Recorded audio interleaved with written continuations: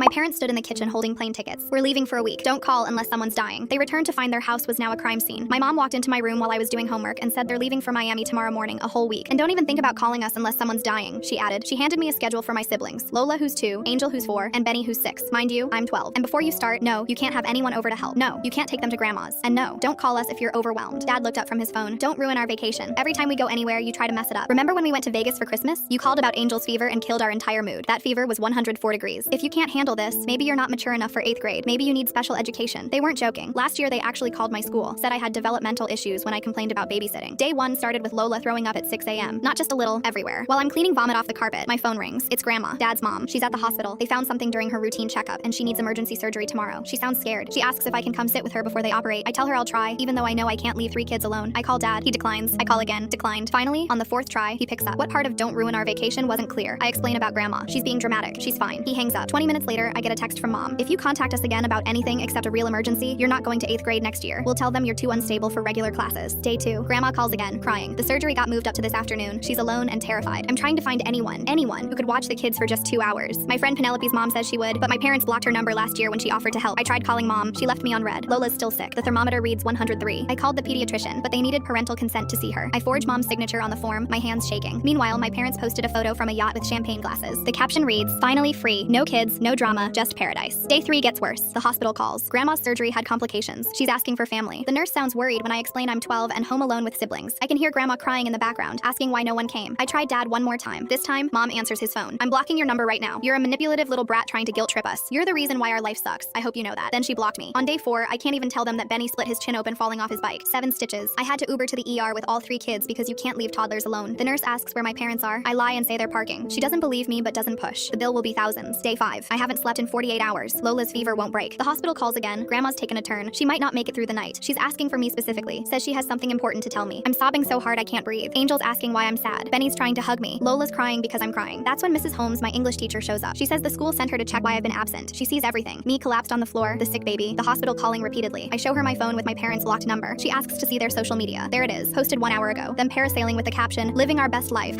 #kids at home.